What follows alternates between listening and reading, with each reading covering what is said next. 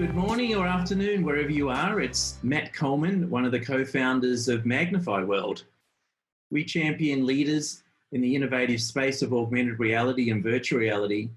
And today we have a very distinguished guest from Los Angeles. In fact, from the Palisades.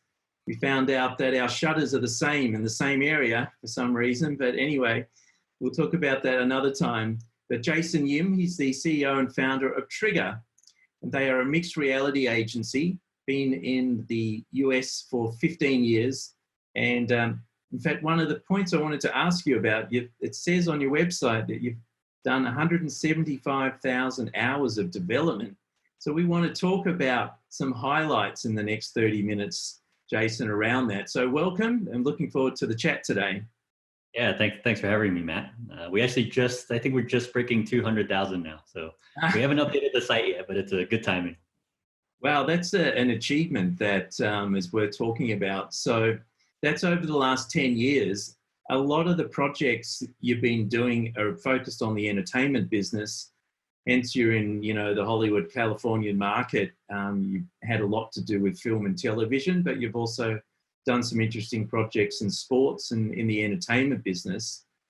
We're going to talk also around the future of 5G and smart glasses and sound and everything like that. So where would you like to start? Could you give us an overview of what Trigger is and where it's come from in the early days and how you saw the opportunity with the mixed reality business? Yeah, I think that's a great place to start. So like you said, we've been around for 15 years. We actually started as a film marketing agency, so on the digital side. So we did a lot of kind of big IPs, like we were the Spider-Man agency for Sony for all their movies. The interesting thing about being on digital marketing was there was a very short innovation cycle. Like every single time you launch something, there's a next weekend, there's another big movie. So that's always this game of catch up. And the great thing was like it was almost like an experimental playground because the client was always pushing for try something different, do something different on mobile, another iPhone app or something like that. But our first AR app came out of that. So it was webcam based AR. It was for Sony for District 9. And you literally had to hold up like a printout in front of your webcam and to see the 3D thing kind of show up. So it's like a funny three-way kind of like a window into the AR world. But even in that kind of clunky state, we felt like, wow, there was something really special about that. We were actually bringing those kind of like digital characters and the film assets into the user's world just through the camera. So from there, in 2012 was when we first started working with mobile AR. And the big player at that point was Qualcomm. They had a group called Vuforia, which was like the main platform for mobile AR. And we were there. We met them at GDC. We met their CEO. They were still in R&D. And from there, we became their showcase developer. So every single piece of new technology coming out of this Qualcomm team, we were the first to kind of bring it out to the public eye and apply it in a creative way. So there were a lot of kind of technical AR firsts because of that relationship. Yeah. Actually, that's interesting, Vuforia. What's happened to that platform? So that was shut down, or no, it's still going, but it got bought by PTC. So PTC is a much more enterprise facing company. That's right. Yes. So they shifted their focus from consumer to more enterprise. And talking about different development tools, what's your favorite, or do you work across all the gaming engine technologies? And I noticed you're also a preferred Snapchat company as well for filters. What's the breadth of your development? And we are kind of end-to-end solution for XR, for anything AR, basically. So everything from kind of like XR media units to, like you're saying, like social AR. So we're proficient with Snap, Instagram, Facebook. We were actually the first agency to create a Snap lens outside of Snap. We were their guinea pig team when they were creating their lens studio, which was like their public tool. But we used their existing internal tool to start building lenses with and gave them feedback during that development process. Right. And then Web AR. So that's another kind of growing area for us. We were first there as well. So we were partnered with Eighth Wall and Sony for Into the Spider-Verse. And that was like the first big public showcase for Web AR. And then of course mobile, and then head-mounted devices. And how strong is your development team? How many people do you have? Are they all based in America? Yeah, we're all, our dev team's all US based. I think we have 12. We're very much Unity focused. So we have that was 12 Unity guys. We are doing some work in Unreal as well for some specific client needs, but most of our work is Unity. And do you find, what's the idiosyncrasy with the different gaming engine technologies? Is that Unity is a preference for any particular reason? I think it depends on what you're trying to achieve, right? So if the great thing about Unity is kind of its flexibility. We can, in a lot of these marketing projects, there are many other things that we have to plug into. So it's not just making something look great in a video game. Yeah. Like we might need to, like on the sports side, we have to plug into live data streams that are coming in. There might be something on the shopping side or some other back-end things that are not really traditionally gaming related that our projects have to connect to. And that's the power of Unity. But if you want to do something, for instance, like on a VR project or something, and you want it to look amazing, kind of AAA game quality, like the visuals may be easier to achieve on Unreal, but all the back-end UX stuff would probably be easier to do on Unity. Right. Yeah, no, thanks for explaining that, because there's a lot of developers out there that are probably looking at either or one. So, and it's good to get your opinion on what works. So tell us about some of the other movie projects you've done, and maybe even, if you can, any activation rates in regards to the consumer take-up of some of these promotions that you've worked with the studios on. Is there a particular benchmark that you'd like to try and achieve, like, 10% of users that have the app actually engage, or is there a benchmark yet?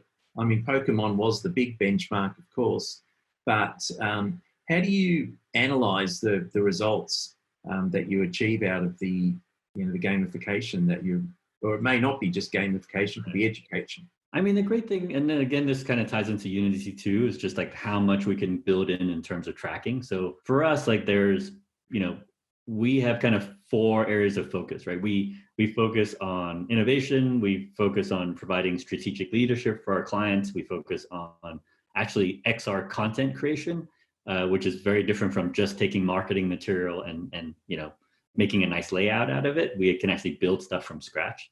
And then the final piece is measurement for us.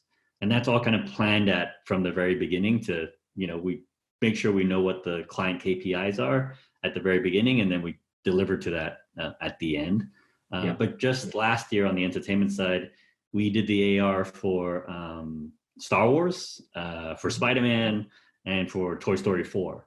So those were like $3 billion movies in a single year, and we were super lucky to actually have done all the big AR activations for those. And so what was the experience for the Star Wars and the Toy Story programs that you rolled out? Was that did you create an app that people downloaded from the store, or was it part of another app? Or yeah, so super interesting. So they were all kind of like slightly different, and then I think it shows the different approaches that a studio could have. Spider-Man was this kind of dedicated approach. So we've built a franchise app for Spider-Man for a few years now. So this was last year. We updated it with we actually rebuilt it from scratch, but we added a lot more content specific for the new film. But for entertainment, if you have a big enough property like Spider-Man, you can get people to download an app just for that. If your movie is not like a Spider-Man, like one notch down, the effort to get people to download that app is probably not worth it. Yeah. So the next approach is kind of similar, is Star Wars. So Star Wars has a main app, an official app that has content coming from lots of different areas of the IP. for that one, we just created a content module to stick inside the official Star Wars app. So this was a Bose AR module. And the neat thing was it was for audio AR. So you put on a Bose headset or the frames, and you run the app, and you get fully immersed into these 3D audio scenes from the past movies. So it was a really unique experience. We got to work with Skywalker Sound. They actually kind of created custom audio for us. They went back into the libraries to pull stuff that people hadn't. I don't think people had really heard it, because you're seeing it with all the visuals normally, and this was like extracted and really kind of called out. So for all the audio files out there, it was like a amazing experience. Like you could literally, there was one scene where it's full sixed off in the Millennium Falcon, and you could walk around the Millennium Falcon and get closer to all the different sounds that are on the ship. And it was taking sounds from Galaxy's Edge plus the original movie tracks and sound effects and stuff like that. But it was a super fun project. And then Toy Story 4, which I think is also a very clever approach, was to take the Toy Story 4 content, and it was being placed inside Regal Cinema's app. So Regal Cinema already had like 9 million install base. So it's a great bump for Regal, but then also, for Disney, it drops the content directly where the users are, plus where the transaction is happening. And then we took that same content module and is then being used within other Disney apps as well. So it was kind of build once and then use in many places after the initial. Yeah, I've seen some interesting activation rates from some New York agencies that, have had an increase in engagement with AR of around 15% to 20% of users, which is actually quite high when you think about, email database marketing could be like 0.05% or 1-2% engagement, right? It's, the real advantages of AI is the interactive side of it. But if you're, integrating exclusive IP like you are, it's going to drive it through the roof, right? Yeah, I mean, the engagement times are, I can't share specific, but like, for instance, Eighth Wall just reported for their activations in general for Web AR, 50% are over, 80% are over 1 minute of engagement, and 50% are over 2 minutes of engagement. Huh. And we've had projects that are way north of that for average engagement. So it's like there's significant time spent, and it's it can also, another KPI for us, for instance, on some of those apps is how much click through is there from the AR portion, let's say, or the entire app into ticketing. And that's something else that we can measure. And we are seeing great success numbers on that too. What about merchandising? Because that's a big, important revenue stream like it's never been before with the closure of cinemas and everything like that. I was just reading this morning that the Chinese market is 97% down from last year, which is, well, you may as well be closed, right? Merchandising is going to be vital to try and prop up some of these revenues.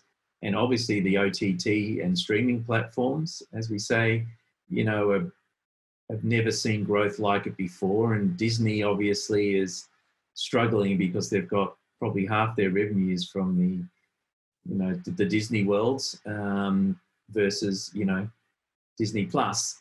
So, I mean, where do you see some of the opportunities with AR and VR, with television even, and streaming? Yeah, so I think the great thing is like that's where our our kind of like pillars of expertise. We have entertainment marketing, we have fan engagement, which mostly for us is sports and a little bit of music. But on the sports side, we do AR for the PGA Tour, the NHL, NBA, for one of the big NFL teams as well. And then we also do augmented shopping as another kind of pillar. And the great thing is just like, it's interesting, like you're saying, on entertainment before, especially with film marketing, it was about awareness and then ticketing. But now like all the economics are changing and the dynamics are changing. So we can kind of, because we've cross-trained, we can take all the stuff that we've learned from augmented shopping for the normal brand world and now easily kind of apply it to what we're doing on the entertainment side. So same thing with sports. So something that like for broadcast for us on the sports side, that's really big is using live data, like having a synced experience as you're watching the game. So I could be watching, a football game, and then in AR, I could get all the latest stats that are more detailed than what you get at broadcast or what you get, definitely at stadium, brought right into your mobile experience. So that kind of similar approach could also be done for entertainment. Yeah. And how do you, get the real-time data, and what are you actually visualizing? Is it gameplay? Is it an avatar world? Is it a digital stadium that appears? Like, remember the earliest promo video I saw of HoloLens 1 was, these guys crashing through your dining room wall with a, gridiron ball, just throwing it around the room and smashing up your room, right? I mean, look, I don't even know how real that was back then, but, what is real? What can you do? That can be real, but what we're finding is like, I think AR, everyone knows AR can do crazy eye candy stuff, right? Like the football player crashing through your wall. But how many times do I want to see the football player crash through my wall?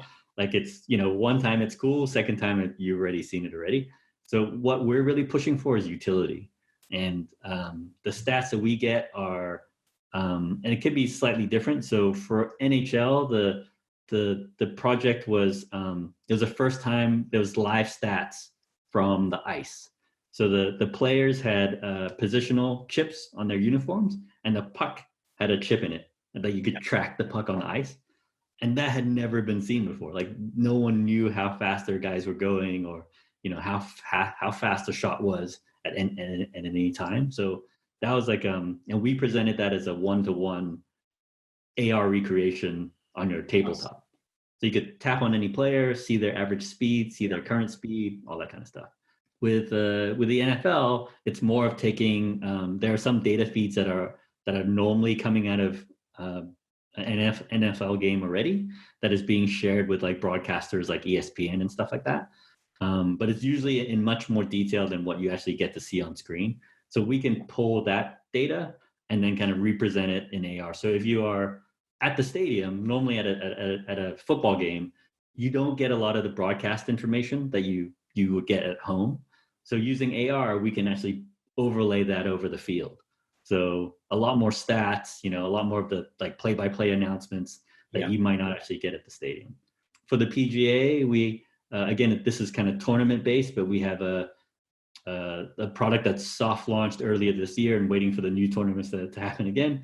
Is a leaderboard, a virtual leaderboard, an AR leaderboard that kind of follows you through the game. So normally at the golf course, there's like one physical leaderboard that everyone can see, but it's at the clubhouse, and then once you're gone, you don't know where you can't keep track of the standings and stuff. Now we can kind of bring all that data along with you as you follow along. So, excellent! That's amazing insights to sports. And look, we want to change the subject now to 5G and how that would make all those experiences even better than it was a couple of years ago, from possibly when you were doing all this work, right? I know you've been working with Verizon, probably multiple carriers, but can you tell us a little bit about that? Yeah, I mean, we have a big 5G project about to launch in August that hopefully we can share more when it comes around. But the big benefits of 5G, like the first one immediately for users is going to be just bandwidth, right? Like you can now download, much larger files. And for us, that's volumetric is a big, when you have, for entertainment, volumetric capture of actors, and characters and stuff like that. Before on an app was a little bit prohibitive because it's such a large file size. Like your app becomes a 2 gigabyte app and no one wants to download that. But now with 5G, you can keep your core app smaller and then just stream all of this content that you want into that experience. So can you just explain volumetric capture to the audience? And I know there's in Los Angeles, there's quite a few facilities that I've been over to Intel Studios, which is probably the largest in the world, because, you know, and that grew out of a sports project in Israel, right? Yeah. But then there's, you know, smaller capture suites. How do you, what are you capturing in the movie business in particular around that? So what volumetric capture is basically they put an individual inside of a stage, a green screen stage that has 160 cameras around it. So you're basically capturing full 360-degree video of a person. So when you're done capturing it, and that's processed, you can place that person in AR or VR and then walk around them and see them from any kind of angle. So it is pretty amazing, and it's like the difference between the Intel version, which is like a giant kind of you can literally capture a basketball game with two teams going on at a time. Theirs is about large captures of lots of people, but the fidelity isn't quite there. The other ones, we use Microsoft solution. We use Metastage, which we think is kind of like best in class. You know, the fidelity of the face and expressions and stuff is amazing. So for entertainment, it's super relevant because before we could to place a celebrity or an actor in AR, we would either have to, you know, do a 2D green screen stand-up thing, which didn't look very good, or we'd have to try to 3D model a character. So Spider-Man's easy because you don't actually see the actor, you don't see Tom Holland. Yeah. But if I want to put Peter Parker in, getting the studio and the client to approve Tom Holland's 3D model would be like just cost prohibitive. So now we can just stick him in a studio, just shoot him, and it's actually him, and place him into the experience. So we think that's huge. Like everybody wants to take photos with the actors, and you know. I was just going to say that. I mean, what are the different experiences? I mean, basically, yeah, you can have your own selfie that looks photo real, and potentially you could interact with them. Can you in the future? Do you think is that part of the experience? Yeah. So I mean, I think through AI, it's just a digital twin of them, basically, right? That's definitely where it's going to be heading, and that's what 5G supports too. So it's not only this idea of like a bigger pipe for more information, but it's much faster too. So like latency issues. So if you have low latency, what you can do is you can put a lot of the thinking and calculation into the cloud. So, you know, anywhere from like how do you can render in the cloud, you can do some, you know, voice processing in the cloud, and that will help solve a lot of that. So your user's phone doesn't have to be that clever, basically. Yeah. Excellent. And we've got about 5 minutes left, but I wanted to definitely touch on all the patents that you've been working on over the last number of years. And can you tell us, are they all published now? But you can tell us a little bit more about that because they're all based around AR, did you say? Yeah, they're all AR patents. We have 6 awarded so far. And they came out of a period of time with us when we were, they're all around AR play. So Lego's been a long time client of ours. I was actually embedded with the Lego XR team for 3 months some years back, took the family out to Denmark. We've done lots and lots of kind of projects with all of these different groups at Lego. And of course, they are the experts at play. Mattel's one of our clients as well. But in this case, it was actually working with, some of the thinking came out of working with Weta Workshop out of New Zealand. So we were kind of collaborating on a product at one point, a board game that they were going to introduce. It was an IP called Giant Killer Robots that we kind of came up with together. And then they were building out the board game, and we were building out the AR experience around the play. So it was years before its time because, you know, it had to do so many different things to work. And but the neat thing was I think some of the thinking that came out of that turned into these 6 patents around play. So that I think are now becoming more and more relevant because the technology has actually caught up to what those ideas were, you know.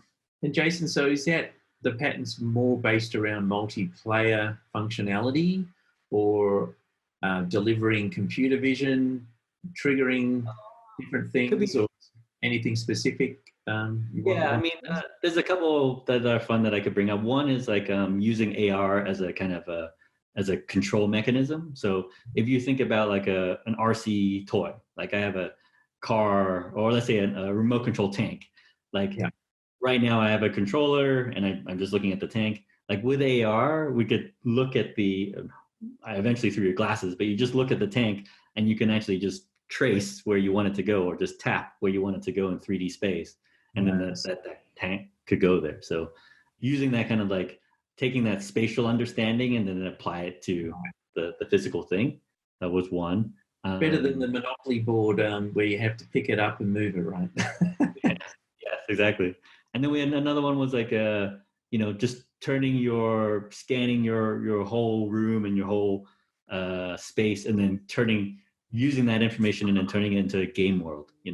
So overlaying, a table could turn into a mountaintop or something like that, or your chair could turn into a waterfall. Like using that kind of semantic understanding and then converting it into a digital world. And then we also have actually one on the enterprise side as well. So, but we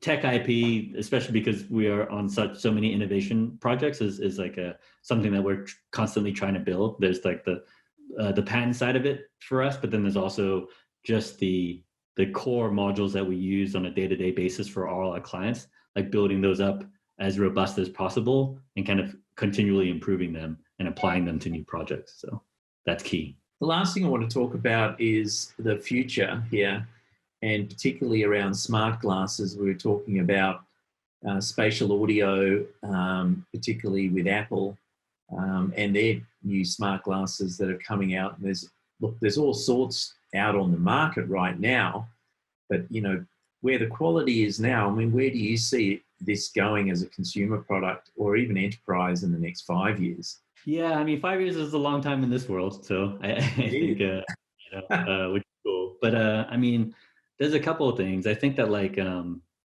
one thing was working with Bose and Bose AR, and now Apple's like spatial AR is coming out. Like one thing that we learned from that was how important audio is going to be to the head-mounted experience, because I don't think that and we see this on the car side as well, where we've worked with HMI design for cars, like head-mounted stuff, but there's only so much visual information you want happening at any time, and it gets just annoying at a certain point or overwhelming. So I think that's like audio AR is going to have its moment when visual AR really gets onto glasses. So those two will go hand in hand, I think. For us, on the consumer side, it's going to be the big challenges is it going to be a device that is like all in one and you just use it at home?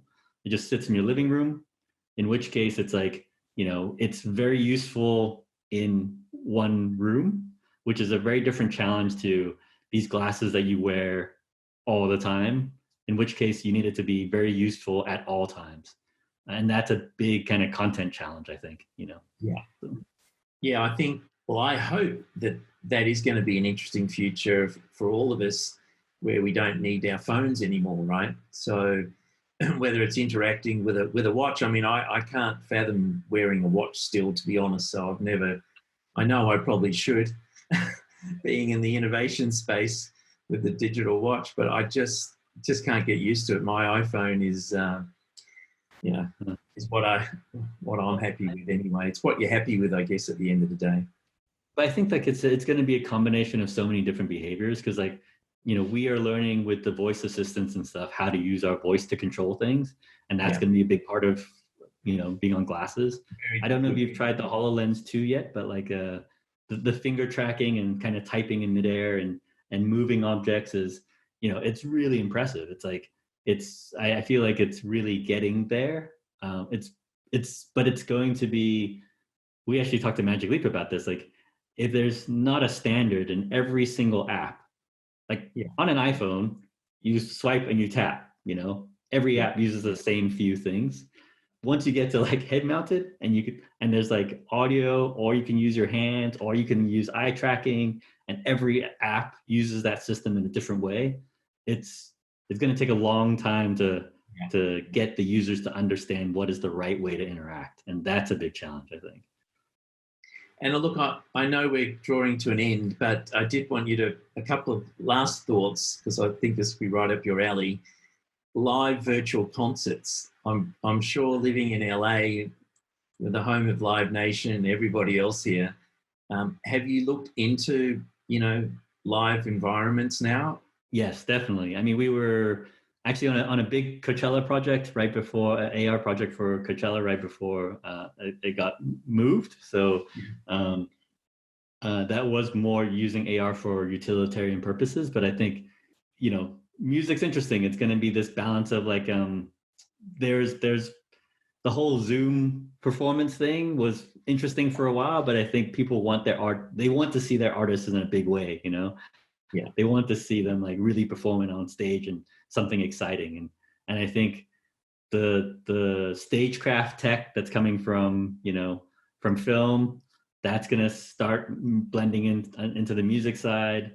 Volumetric is going to start being part of that, can you save some of that as a tabletop experience, or even in volumetric, you can have the artist life size performing in your living room, but there's file size issues, which 5G will help solve. So everything is like intersecting at the right time, I think. Well, that's terrific. Look, great insights. I've really enjoyed the conversation today, Jason. And could you give your company a shout out, and where can they find you online? Yeah, sure. You can find us at triggerglobal.com. That's the best place to see all our web work right there. Our website with all our projects and stuff. And then, any questions and stuff, just email me at jason@triggerglobal.com. Fantastic. Excellent to talk to you. And you'll find a copy of this online very soon. So, and we're going to be inserting potentially some content at a later date. So thanks very much for your time, and look forward to catching up again soon. Yeah, I'll see you around the block.